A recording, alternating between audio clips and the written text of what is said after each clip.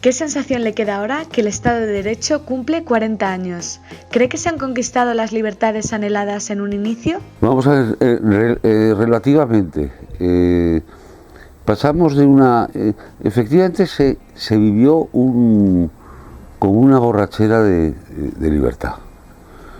Y posteriormente, y me refiero exclusivamente a los medios de comunicación, se pasó de tener una censura global, que era la censura del régimen, a unas censuras empresariales. Es decir, los medios de comunicación, por supuesto que han sido libres, ¿cómo no se va a decir que han sido libres? Pero han impuesto, las distintas empresas han impuesto sus censuras, ha habido empresas en las cuales todos los que han trabajado en ellas se han sometido a esa censura, y hay otras empresas, en cambio, que han permitido más la libertad. Pero hombre, claro, el estallido de la libertad fue formidable, fue fantástico. Y curiosamente, casi todas las querellas criminales por opinión se pusieron en aquella época, porque la gente tampoco estaba acostumbrada a ser criticada con libertad. ¿Considera que el ejercicio de la libertad de expresión ha cambiado en 40 años? ¿Cree que la libertad se ha ido conquistando poco a poco? No, yo creo que sigue existiendo esa censura empresarial, esos intereses de los medios, de los empresarios. Ha habido una invasión en los medios de comunicación de empresarios que no estaban pues ligados con la comunicación, y que entonces han intentado imponer sus criterios. De todas maneras, hombre, el bagaje siempre se tiene que considerar muy positivo. Se ha perdido la ridiculez y la vergüenza de la censura oficial, y eso es muy importante, eso ya es suficiente. ¿Cómo vivió la creación de la Constitución del 78? Bueno, pues fue interesante en lo que respecta a que partidos políticos, representantes de partidos políticos que estaban en las antípodas, se reunían y intentaron, todos por consenso, pues crear una constitución, en mi opinión, demasiado y excesivamente extensa. La Constitución de Estados Unidos es un folio y medio, y el país más democrático del mundo, que es Inglaterra, el Reino Unido, no tiene Constitución. Es decir, que en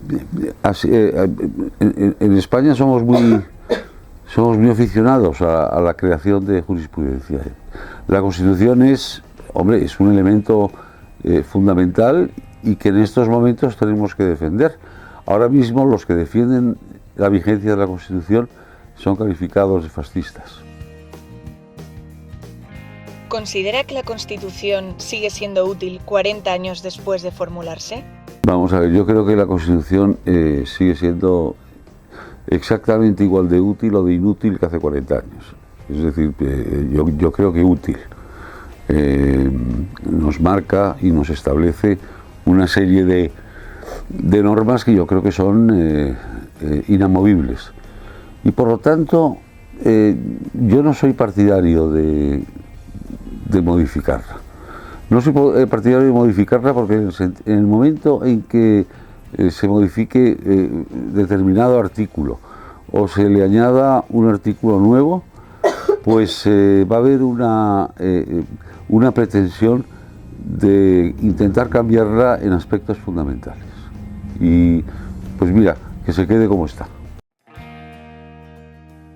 ¿Qué tipo de periodismo hace usted? Yo nunca he hecho periodismo de información, siempre he hecho periodismo de opinión.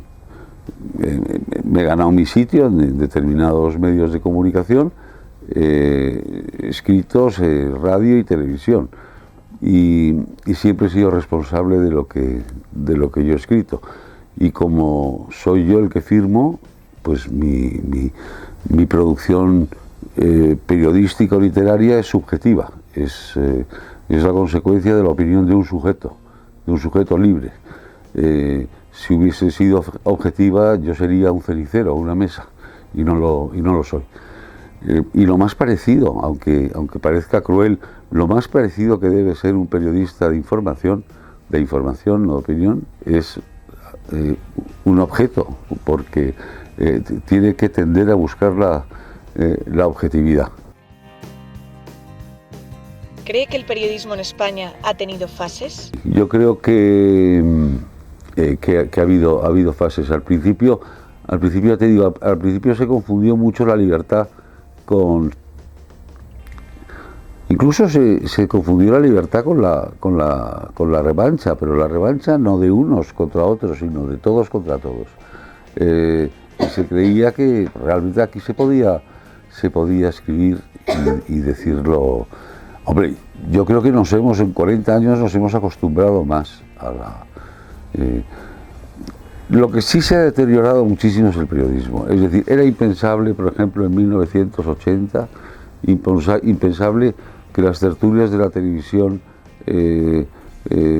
fueran unos corrales de gallinas y de locos y de locas. Parecía impensable que pudiese tener tanta importancia la vida social de personajes absolutamente innecesarios. Parecía impensable que el Parlamento, el mismo Parlamento, se despojara de personas en todos los partidos de tanto talento para convertirse en una masa gris en la cual destacan exclusivamente los portavoces. Yo creo que ha habido un deterioro de la calidad en estos 40 años. Es lamentable, pero yo creo que es así. Yo espero que sea un deterioro circunstancial y no sea un deterioro definitivo, porque va cuesta abajo ya definitivamente. Otra cuestión esencial que caracteriza a la democracia española son las autonomías, que hace 40 años fueron el hallazgo para cerrar el debate territorial de España. ¿Cree que realmente las autonomías han dado el juego que se pensaba en un inicio? ¿Han resuelto los problemas territoriales de España? Vamos a ver, las autonomías efectivamente podría haber sido un gran hallazgo. Siempre que las transferencias se hubieran distribuido con menos complejo de inferioridad. Hubo un momento en que se concedió a las autonomías facultades que responden única y exclusivamente al Estado. La educación y la sanidad, fundamentalmente. Y lo que se ha creado entonces es una especie de gobierno de 17 gobiernos feudales dentro de un Estado. Ha habido una falta de criterio en la administración de las autonomías asombroso. Yo creo que es una de las causas de las crisis económicas que hemos tenido. España no puede soportar, aparte del gobierno central, de todo su mecanismo y de todos sus asesores y directores generales, etcétera, etcétera. España no puede aceptar 17 gobiernos más, y luego esa dejación en las transferencias son las que han permitido que en algunas zonas de España se estudie odiando a España. ¿Cómo ha afectado el terrorismo a la consolidación de la democracia en España? Vamos a ver, en aquella época tan maravillosa que estamos hablando de la transición, donde todo era ilusión, donde todos, prácticamente donde todos nos llevábamos bien, no nos acordamos que nos despertábamos todos los días con un asesinado, con 2, con 3, con guardias civiles, con policías, con militares, con civiles, con niños, con mujeres. con una bomba que arrasaba la vida de 20 personas al mismo tiempo. Ha habido un gran, enorme cinismo en la lucha contra el terrorismo, porque ese político que tú estabas y que tratabas en los pasillos del Congreso y que pertenecía al Partido Nacionalista Vasco, cuando llegaba a San Sebastián o cuando llegaba a Bilbao, tenía contactos con el mundo etarra.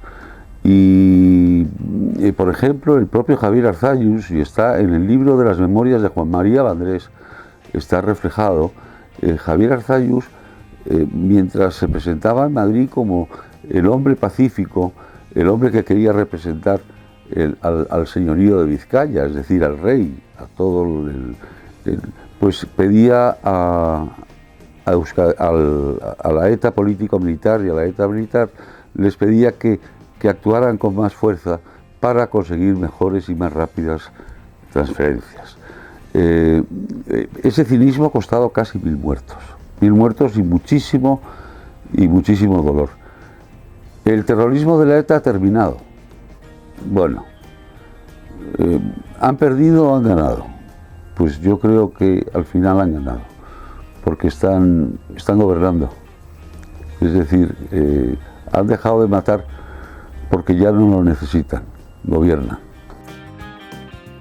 Entonces, ¿considera que la actual situación en España, en cuanto al terrorismo, se debe a un triunfo de la democracia y de las actuaciones políticas, judiciales y policiales? Hubo un momento en que realmente la lucha contra el terrorismo, la lucha policial, fue efectivísima.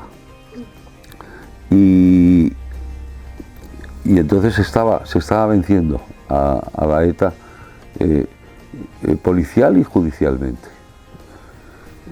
Pero eso cambió y entonces con la colaboración, además, en mi opinión insólita, de muchos miembros, de 6 miembros en concreto del Tribunal Constitucional, pues a la ETA se le abrieron las puertas de las instituciones y entonces, bueno, pues el terrorismo solamente quiere ganar. ¿Qué quiere ganar? Poder. ¿Qué quiere ganar? El poder político. La utopía de la independencia es un logro casi imposible en la Europa de hoy. Entonces la victoria del terrorismo está en poder manejar el dinero público y poder gobernar. Y en estos momentos está gobernando. Por lo tanto, yo creo que aquella victoria que podía haber sido del Estado de Derecho se ha convertido en una victoria, al menos parcial, del terrorismo sobre el Estado de Derecho.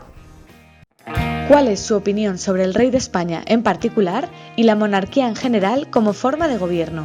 El rey hereda todos los poderes del franquismo y el rey se desprende de todos los poderes, se convierte en un rey parlamentario, de la monarquía parlamentaria. El rey pues ha tenido también sus momentos mejores y sus momentos peores. Aquellos momentos el rey era fundamental. El rey ha sido la figura más respetada de España fuera de España, que eso es muy importante. Yo era monárquico emocional, en el sentido que durante todo el franquismo mi figura era el rey en el exilio, que era Don Juan. Con el rey pues he sido menos emotivo,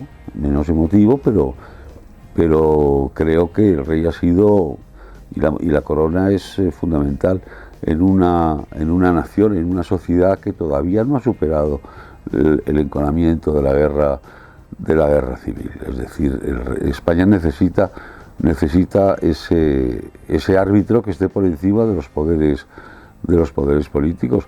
Y ahora pues soy un monárquico exclusivamente pragmático, muy frío, en el que sigo creyendo que una monarquía parlamentaria puede ser perfectamente adaptable al mundo moderno que de los 15 países más importantes y más desarrollados socialmente del mundo, social y económicamente, 8 son monarquías parlamentarias, y por lo tanto que en España, más aún si cabe que en Noruega o que en Bélgica o que en el Reino Unido o que en Dinamarca, la corona es un eslabón de concordia y de arbitraje, y por lo tanto es necesario. ¿Cómo cree que ha evolucionado el papel de la mujer como mujer en la sociedad a lo largo de estos 40 años? Bueno, pues mira, ha cambiado de tal manera que si tú ibas, por ejemplo, en el año 1975 a una facultad, verías que el 75%, por lo menos, de los estudiantes eran hombres. Y ahora mismo yo creo que el 70% son mujeres. Y bueno, pues está clarísimo que ha evolucionado en todos los aspectos, y casi todos los aspectos, no solo buenos, sino justos. La mujer en España estaba realmente marginada. Eso no quiere decir que esa convicción sobre el actual papel de la mujer en la sociedad española tenga que ver con el feminismo a ultranza. El feminismo como el ecologismo coñazo, como pues es una enfermedad, no es una militancia. Díganos 3 aspectos de nuestra democracia actual que debemos cambiar de cara a futuro. 3 temas que en este 40 cumpleaños de la democracia merecen una revisión. Bueno, desde luego, en mi opinión ya es tarde, pero son los nacionalismos. El tratamiento a los nacionalismos, que no tiene nada que ver con los regionalismos. Es decir, no, los nacionalismos son los que no quieren, bajo ningún... quieren la segregación, quieren la separación, basados yo creo que también en la raza, como si hubiese una raza catalana, somos todos una raza vasca, no, hay una etnia, bueno, pues más o menos. Los nacionalismos se han subido al palmito de una manera humillante para el resto de los españoles y peligrosa para la unidad de España. Yo cambiaría la educación. Cambiaría la educación y no, vamos a ver, en España ya no se estudia historia, en España no se estudia literatura, en España se ha perdido los estudios de humanidades, en España no se estudian las lenguas clásicas, no se estudia latín, no se estudia griego. Hemos perdido como el eslabón que nos unía a la cultura de todos, a la cultura tradicional, a nuestra propia cultura, a nuestro propio nacimiento cultural como nación y como pueblo. ¿Y qué otra cosa cambiaría? Pues mira, aprovechando que intentaría cambiar lo de los nacionalismos, intentaría cambiar las autonomías. Sí. Y entonces reducir drásticamente las competencias autonómicas, entre otras cosas, para que se redujeran drásticamente los gastos innecesarios del Estado.